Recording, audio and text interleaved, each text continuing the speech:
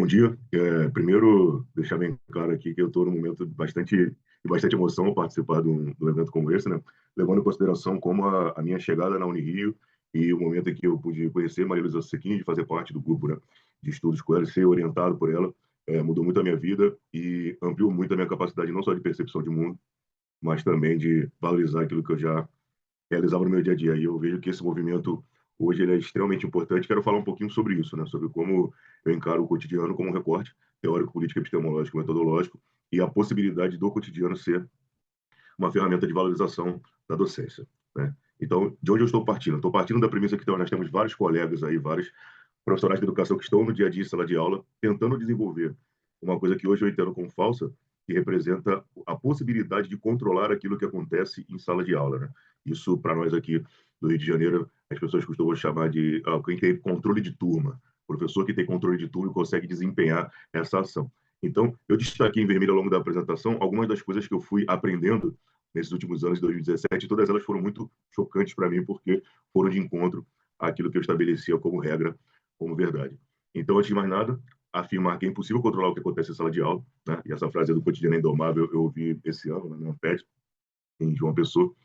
Então, partindo dessa premissa, se não há possibilidade de controle de sala de aula, geralmente o que se entende como controle está muito associado a um padrão comportamental, a algum tipo de silenciamento daquilo que aparece em sala de aula. E ao ouvir essa expressão do impossível controlar, muitas vezes, eu passei por isso, você pode cometer o erro de imaginar que já que não há controle, né, você não precisa de preparo nem de planejamento para desempenhar o que vai ser posto ali. E isso está de maneira assim, extremamente equivocada, né? Defendo que a ideia de preparo, de planejamento, de domínio de conteúdo, elas são importantes, porque você está indo para uma partilha, né, para aquilo que posteriormente eu anuncio que também conheci como uma conversa complicada, que vai ser desenvolvida ali com os estudantes e com você em sala de aula, e isso vai fazer com que diversos atravessamentos, diversas demandas diferenciadas acabem atravessando os caminhos que você planejou, e eu ousaria dizer que nunca você vai conseguir estruturar um planejamento pautado em um currículo, em alguma estrutura, em que você será feliz ao alcançar aquele objetivo que você planejou. Entretanto,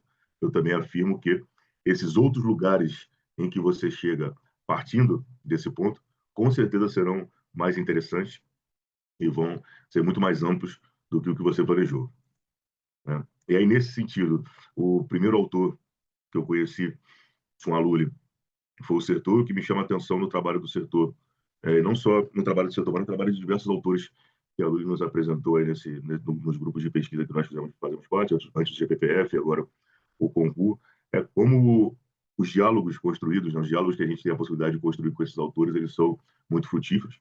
E aí eu ressalto a importância de Sertor por essa valorização do cotidiano como palco das artes de fazer. E percebo, ao longo de diversas conversas que tenho com os profissionais de educação, já trabalhei em mais de 42 escolas ao longo de 19 anos de docência, e o que eu percebo é que os profissionais estão em sala de aula, desenvolvendo diversas atividades e não compreendendo muitas vezes, né, o valor que essas atividades carregam pelo fato de não ter uma valorização do trabalho intelectual na construção daquelas atividades e não ter uma valorização dessa inventividade para desenvolver as atividades.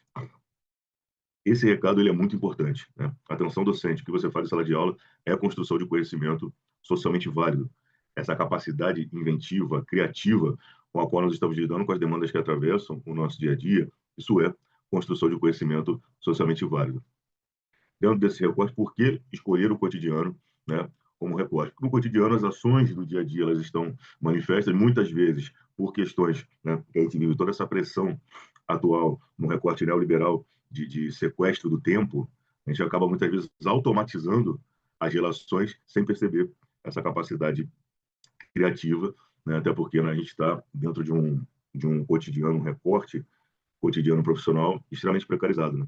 E a gente acaba sofrendo com essas intervenções, e aí mais um motivo para ressaltar a importância da valorização da docência nesse aspecto. Lembrando sempre que eu não estou me referindo à valorização da docência para nós deixarmos de lado as valorizações materiais, né? A importância de nós termos melhores condições de trabalho, a importância de nós termos as nossas correções, os nossos aumentos salariais, mas eu estou falando ali do miudinho do cotidiano, onde as coisas se desenvolvem para o nosso gostar, para o nosso prazer, para a nossa satisfação. Seguindo, Assumir o cotidiano como esse recorte teórico, político, epistemológico, metodológico, é assumir essa imprevisibilidade como parte fundamental daquilo que está acontecendo em sala. Né? Então, essa imprevisibilidade, que muitas vezes nos coloca numa margem de insegurança, né? Se eu estou de frente àquilo que é imprevisível, como me preparar? Né? Como se preparar para aquilo que é imprevisível? E eu defendo que o professor, atuando como um mediador do conhecimento, né? Disposto ao diálogo, ele já está se preparando para essa imprevisibilidade, porque essa imprevisibilidade está pautada na heterogeneidade presente no espaço escolar.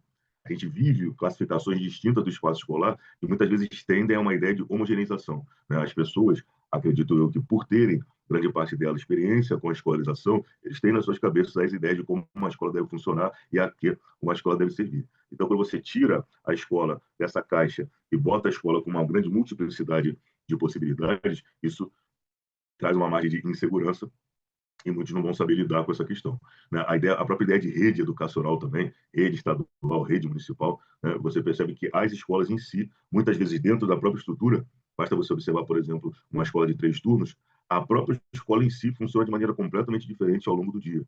Então, essa ideia de rede como algo homogêneo, né? Eu também não acredito nisso, é uma ideia extremamente frágil. E aí eu falei de setor, e não só Maria Luísa Sequinde como uma autora incrível, uma das coisas que eu acho interessantíssimo no que ela faz, é a forma como ela não se anuncia como essa autora tão imprescindível para nós que estamos estudando e debater educação.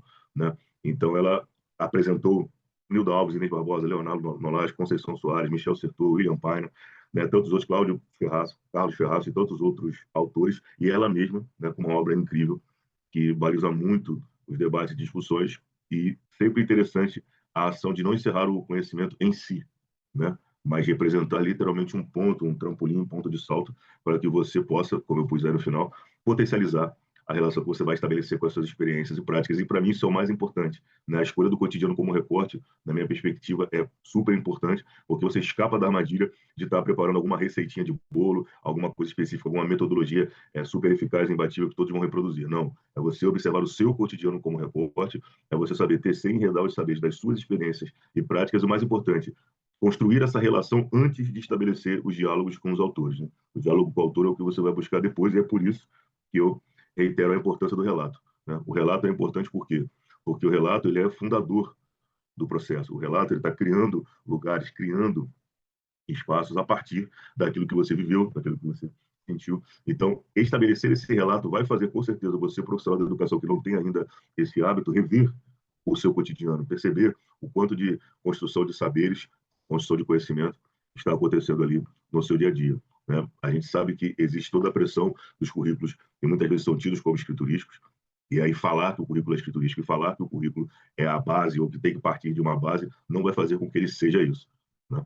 Então, quando você está pegando essas narrativas que atravessam a nossa docência, a nossa prática docente, você que está na sala de aula interagindo com os estudantes, sabe que não há a possibilidade de amarrar esse resultado final. E é o que eu estou te convidando é observar que não conseguir amarrar esse resultado não é o seu fracasso. É essa impossibilidade de controlar o cotidiano que está tão presente no nosso dia a dia. E daí, conceito importantíssimo que eu conheci através dos 15 diálogos dela com o William Pyle, que é o conceito de currículo como conversa complicada, porque é uma conversa que você nunca estabelece diretamente com alguém. Essa conversa está sempre imbricada, envolvida com uma série de influências, seja as suas influências dos seus conteúdos internos, das suas experiências, daquilo que você viveu, associado às influências diversas dos seus interlocutores diretos, fora toda a percepção social que incide sobre a escola e que também atravessa esses significados. Né? E aí, nesse recorte, o relato de experiência docente, ele está alimentando uma rede de conhecimento, subjetividades, uma rede de solidariedade, com que intenção? De ampliar o diálogo sobre as nossas práticas, principalmente entre os pares. Né? E aí eu aponto como um dos papéis do meu trabalho é estar constantemente lembrando aos professores, né, que eles estão dentro de sala fazendo o que é relevante, e que existem teorias, autores e processos formativos que dialogam com isso e corroboram para que essa percepção ela seja fortalecida. Então, esse entendimento ele é muito válido. Eu sempre, no final das minhas conversas e das trocas que eu tenho aí ao longo de aulas e palestras, eu sempre falo isso. Não prestou atenção em nada que eu falei? Tá ótimo. Só lembra disso. Você está construindo em sala conhecimento socialmente válido, e isso é importante para que você construa uma relação de valor com o seu trabalho e não dê ao outro, né, essa percepção de valorizar aquilo que você faz. E aí, como considerações finais, o cotidiano é estrutura no detalhe, o cotidiano é parte fundamental do processo. é isso que eu apresento, é isso que eu convido, a essa observação que eu convido, né, aqueles que estão me ouvindo. A docência é produção constante de conhecimento. Nós estamos não só em sala de aula, que é outra percepção importante, o espaço escolar como um todo, ele apresenta vários movimentos de construção de conhecimento socialmente válido. E outra coisa relevante, essa produção de conhecimento ela não está encerrada na escola. Aqui a gente está fazendo um recorte, né? Eu escolhi fazer um recorte da sala de aula, mas na prática essa produção de conhecimento ela pode acontecer em muitos lugares. E valorizar o professor é fortalecer a escola pública. Claro que não estou me referindo aqui nesse recorte apenas à escola pública, mas enfatizando essa necessidade de valorização da escola pública, fortalecimento da escola pública, valorização do professor e fortalecimento do professor, para além de tudo. Então, na minha percepção, hoje, né, depois de 8 anos aí de convívio e de troca, de amizade com o nosso Sequinde, eu diria que um dos grandes aprendizados foi esse. Assim, relação de valorização com o meu fazer, relação de valorização com os meus saberes, né? Relação de autoconfiança com aquilo que você bota em prática, quando você se prepara verdadeiramente, quando você se organiza. Então, a minha gratidão ao nosso encontro e, como eu já falei, tenho certeza que na vida nada é por acaso. Então, muito obrigado pelo espaço, pelo convite. Obrigado, gente.